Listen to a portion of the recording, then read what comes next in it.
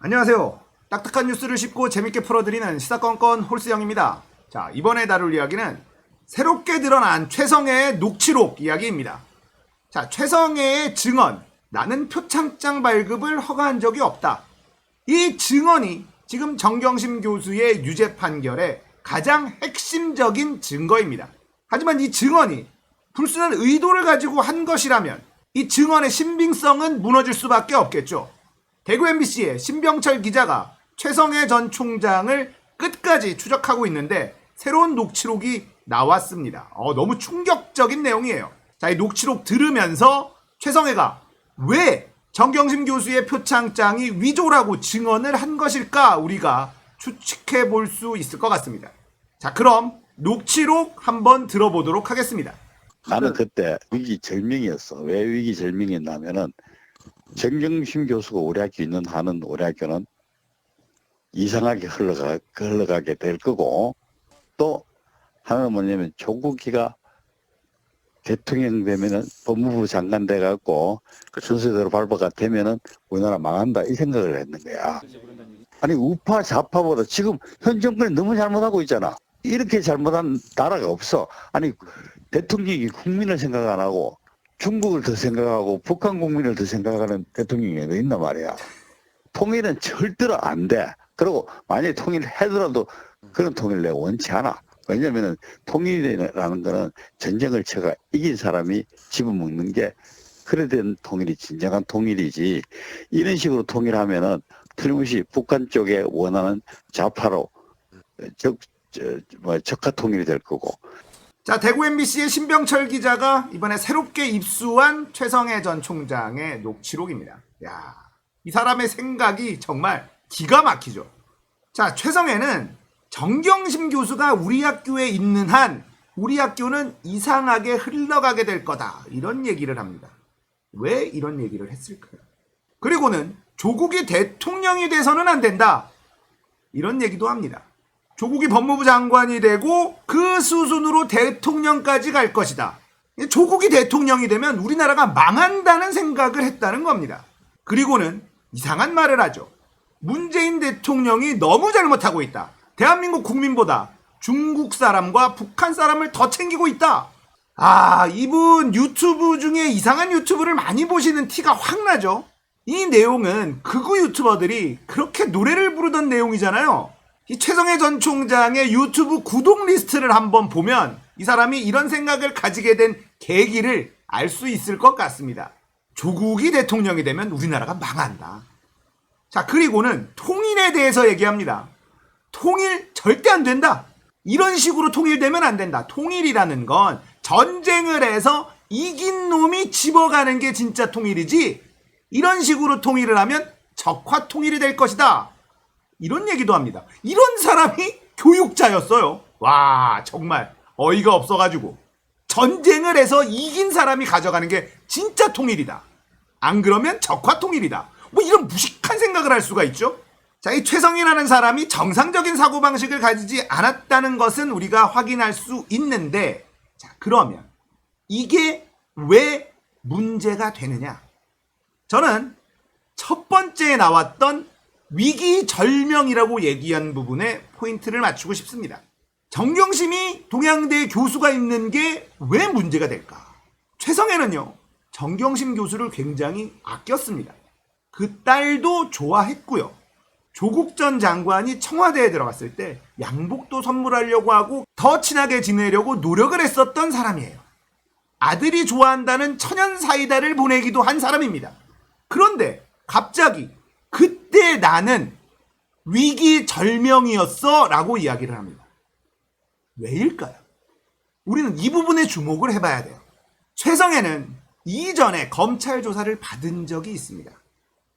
횡령 혐의로 조사를 받은 적이 있었어요. 그런데 그 조사에서 흐지부지 끝나버렸습니다.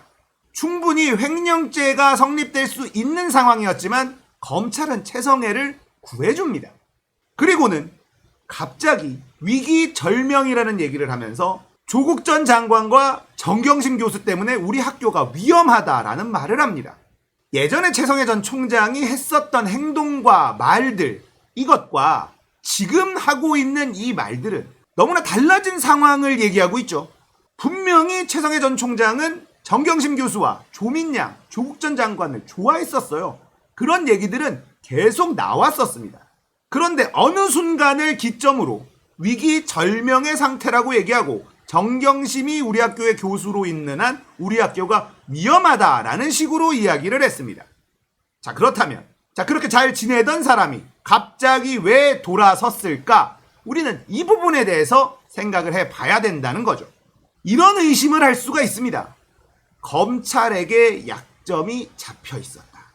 실제로 최성해 전 총장의 사건이 있었는데요. 정경심 교수의 재판이 끝날 때까지 검찰은 사건을 붙들고 있었습니다.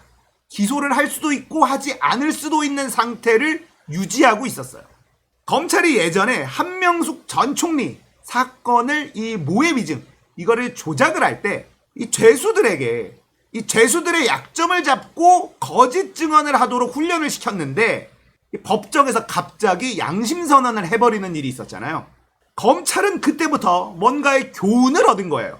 검찰에게 유리한 증언을 해야 되는 사람들은 미리 사건을 해결해주면 안 된다. 이 재판이 끝날 때까지 이 증언을 뒤집을 수 있을 만한 여지를 남겨서는 안 된다는 교훈을 얻습니다. 그래서 검찰은 최성해 전 총장의 사건을 딱 쥐고만 있어요. 재판이 끝날 때까지 증언을 번복할 수 없도록 하기 위해서 라는 합리적 의심을 해봅니다. 자, 최성해 전 총장이 조국 전 장관이 대통령이 돼서는 안 된다라는 이상한 발언을 하고 북한한테 적화통이 될 것이다. 문재인 정부는 중국에 퍼주고 북한에 퍼준다. 이런 이상한 소리를 하는 사람이라는 것을 확인을 했죠. 자, 동양대가 압수수색되기 12일 전에 교회 언론인회에서 조국 비판 성명을 냅니다. 한국교회 언론회라는 곳이 있는데 여기 이사장이 최성해예요. 이 최성해라는 사람은 극우, 기독교, 비리사 정말 잘 어울리는 이 세 개를 다 가지고 있는 그런 사람이다라는 거죠. 자, 자신이 이사장으로 있는 교회 언론인회를 통해서 조국을 비판하는 성명을 내고요. 그리고 나흘 뒤에 자유한국당 사람들을 63빌딩에서 만납니다. 이 모든 흐름이 결국은 자기를 지키기 위해서 검찰이 원하는 증언을 했다라는 합리적인 의심을 할 수 있는 상황이 된다는 거죠. 1심 재판부는 최성해 전 총장이 정경심 교수에게 불리한 증언을 할 이유가 없다 이렇게 봤습니다. 그런데 대구 MBC 신병철 기자가 계속 탐사 추적을 해 나가면 나갈수록 최성해는 정경심 교수에게 불리한 증언을 할 이유가 있다는 것이 드러나고 있습니다. 표창장 위조라는 이렇다 할 물적 증거가 없는 사안, 최성해 전 총장의 증언이 가장 강력한 증거인 그런 상황인데 이 사람의 증언에 불순한 의도가 들어갈 수도 있다는 사실이 계속해서 드러나고 있습니다.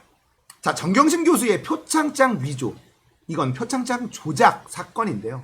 이 한마디만 사실 게임이 끝나요. 검찰은 정경심 교수가 표창장을 어떻게 위조했는지 단 한 번도 재연해내지 못했습니다. 그러니까 검찰이 모른다는 거예요. 정경심 교수가 표창장을 위조했는데 어떻게 했는지 검찰이 모른다는 겁니다. 그러면 무죄가 될 수밖에 없는 거예요. 검찰이 밝히지 못했다. 이렇게 표창장을 위조했다라고 재연해내지 못했다. 그럼 무죄가 맞습니다. 공소장에 써있는 육하 원칙들 중에 어떻게 구멍이 생기는 거죠. 그럼 무죄예요. 하지만 1심 재판부는 다 무시하고 유죄를 선고했죠. 거기다가 징역 4년, 저 시골에 있는 동양대에 표창장을 위조했다고 징역 4년을 선고하는 사례는 없었습니다. 하지만 이들은 그냥 하죠. 왜냐? 조국이 자신들의 카르텔을 깨려고 했다는 괘씸죄, 검찰개혁, 사법개혁을 하려는 자들에게 본보기를 보여주려고 한 것이다. 이렇게밖에는 해석이 안 돼요. 최성해라는 인간, 거짓 학력을 가지고 총장이라는 직함을 달고 교육학 박사라고 내내 거짓말로 살았던 인간, 그리고는 검찰한테 약점을 잡혔는지 위기절명이었다라고 얘기를 하면서 정경심 교수가 동양대에 있는 한 우리 학교는 이상한 방향으로 흘러갈 수밖에 없다라는 이해할 수 없는 이야기를 하는 사람. 대한민국이 중국에 퍼주고 북한에 퍼주면서 적화통일이 될 것이다라는 구구 유튜버들 중에서도 꼴통 극우 유튜버들이 주장하는 생각을 고스란히 가지고 그걸 이야기하는 사람이라는 것.